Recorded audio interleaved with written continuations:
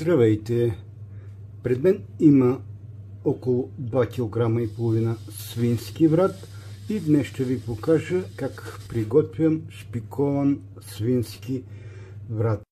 Първо си правя смес, която ще ми бъде необходима през цялото време. Сипвам олио,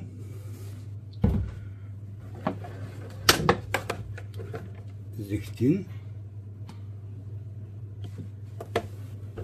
горе-долу равни количества, соев сос, половин супена лъжица мед, същото количество горчица, изцеждам един лимон,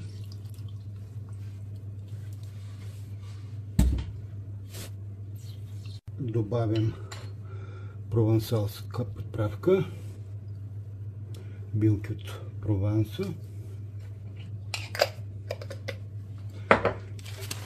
след това самардала,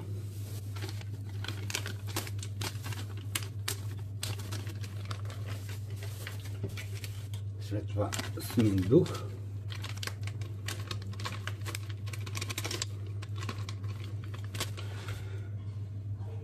след това сванска сол,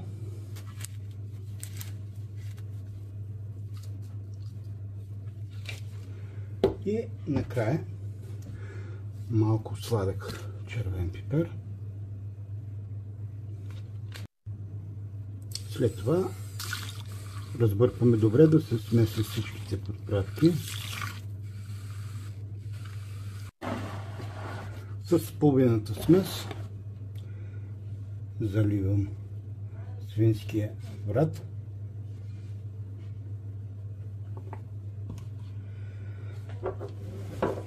След това към него ще добавя няколко стръка прясна мащърка,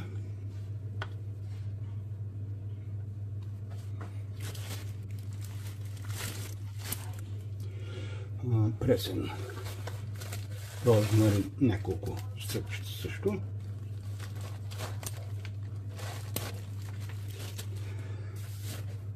след което набучкваме навсякъде.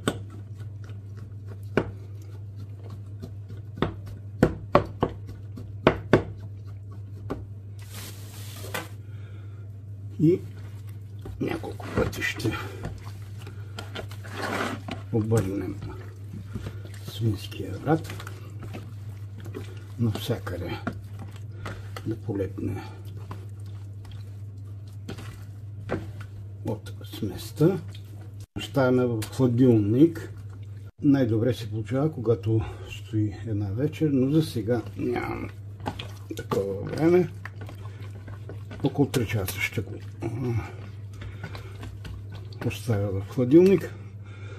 На всеки час ще го обръщам, постепенно да влизат ароматите и след около 3 часа ще продължим. Ето как изглежда 3 часа по-късно свинския врат. Сега ще сложим сол, черпипер, ще го обърнем, отново сол и черпипер.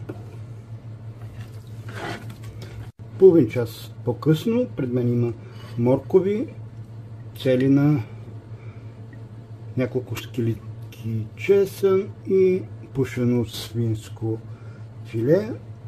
С тях ще шпиковам свинския врат. Да започваме. Ще нарежа свинското филе.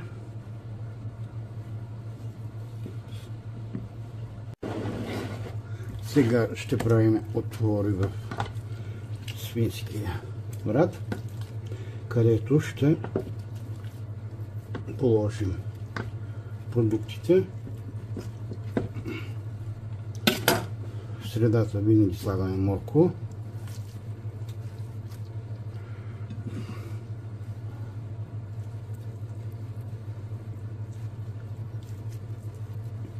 По същия начин и от другата страна. Тук ще бъде сравнително лесно.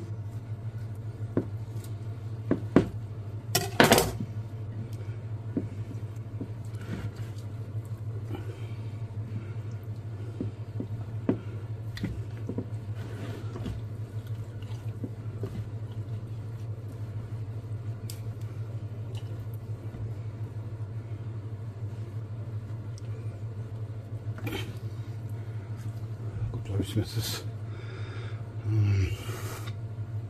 моркова. Сега ще положим също така и сега ще направим место и за царевната.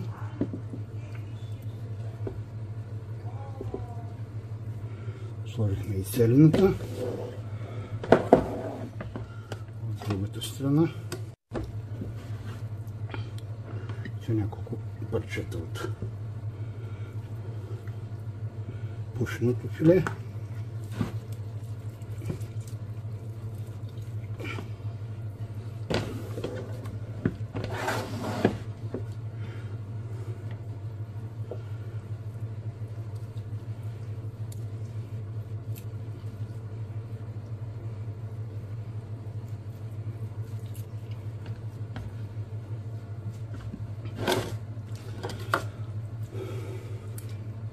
Тук ще сложим също пушено филе.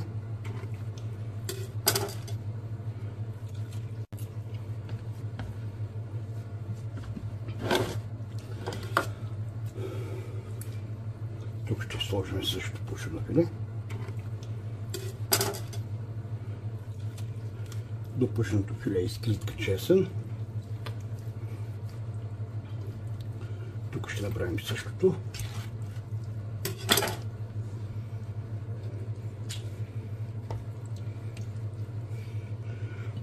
Отново чесън.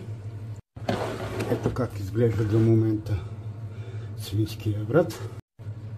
Това е тавата, в който ще пека шпикования свински врат. Наливам олио на дъното.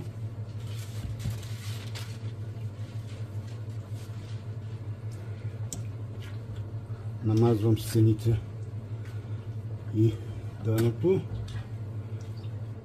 с олиото. Слагам хартия за печене.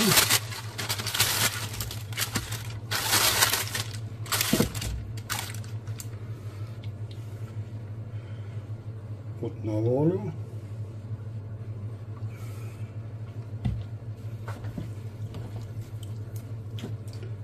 Слагам свинският врат.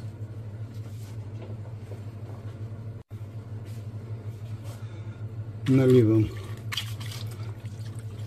500 грама вода. Слагам отгоре хартия за печене.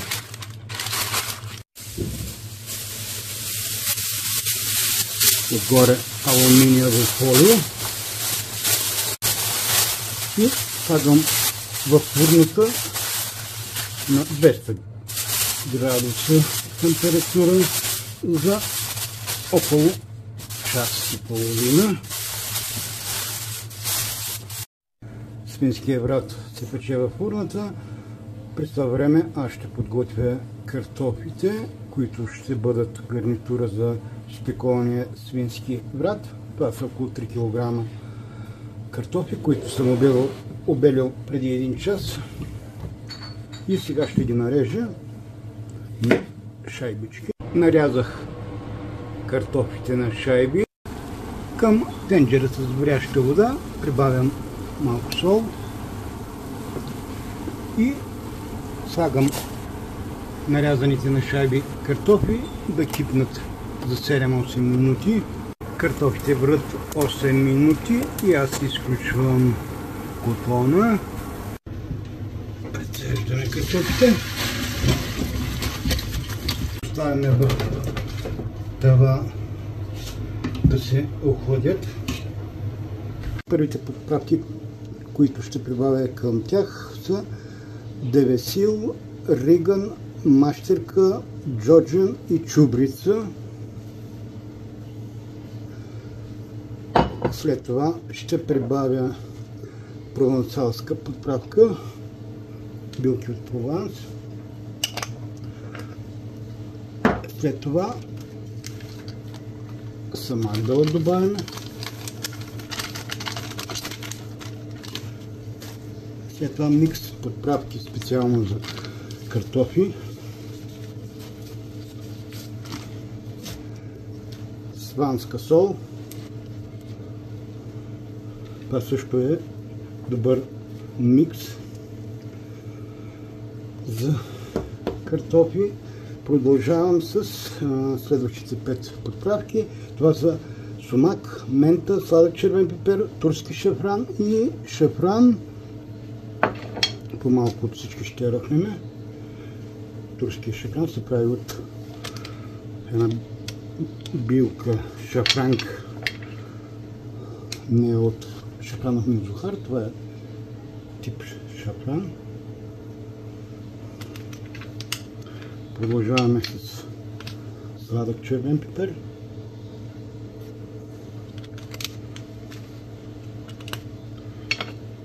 Сумак. И накрая ментата.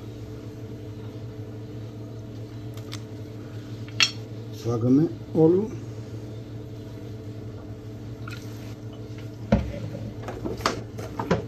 Зехтин.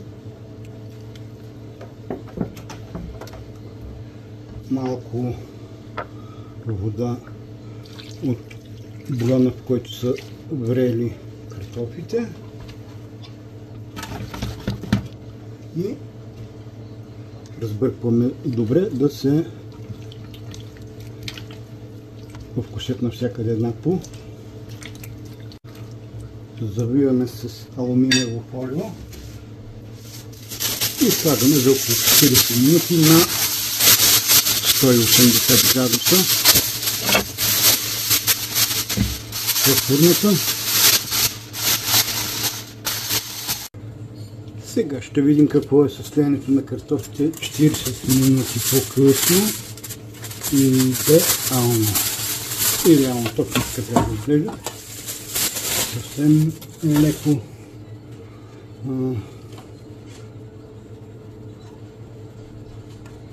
ни трябва още много малко, но за тази цел трябва да долеем отново около 60 грама бульон от техния бульон, който прецедихме. Слагам сега в фурната за 10 минути и се надявам да бъдат готови. Ето ги белковите картофи. Преди да ги поднася на клиентите, вкусът и аромата им е неповторим. Сега ще видим какво е състоянието на изпекване свински крат, час и половина след като беше в фурната. Охая наистина така както очаквах. Изглежда също така както очаквах. Сега ще го обърнем.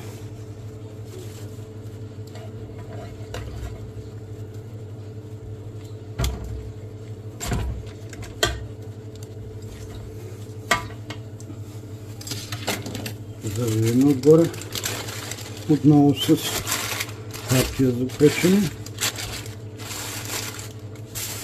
Над него алуминиевото фолио и слагаме този път за 45 минути.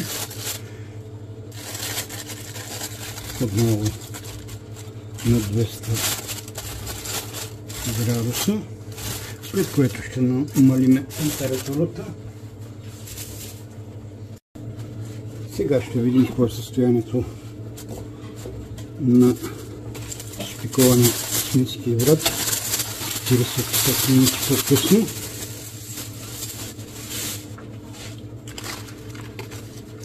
Изглежда идеално. Сега ще го обърнем отново.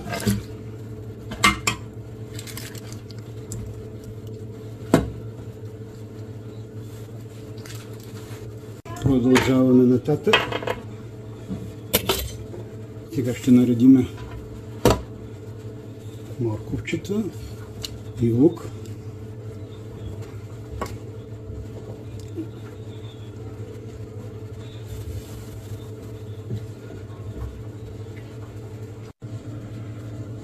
Сега наливаме около 150 грама бира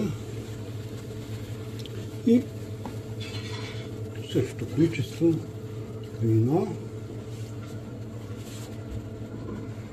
и слагаме в фурната шпиковане свински врат да се запича. На всеки 5 минути наливаме шпикования свински врат, след което с сместа, която е маринована, го намазваме, за да изострим аромата. Продължавам да поливам шпикования свински врат, повърхността му да не изгаря и да не фаща твърда коричка. Продължавам също така да го мажа с сместа за мариноване, която отделих малко за финалната част, да изострим аромата и вкуса. И продължаваме да слагаме във фурната и на всеки 5 минути ще го проверявам.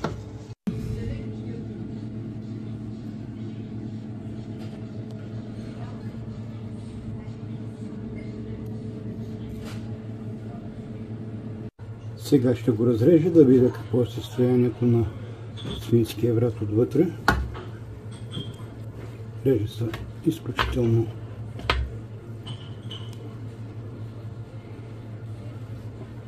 лесно, което означава, че трябва да се стегнал.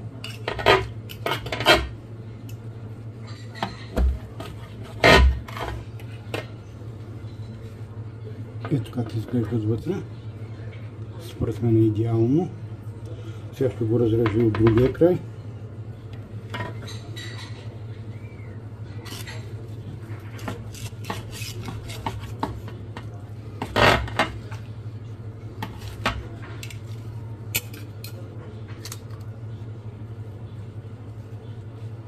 Мисля, че е съвършено.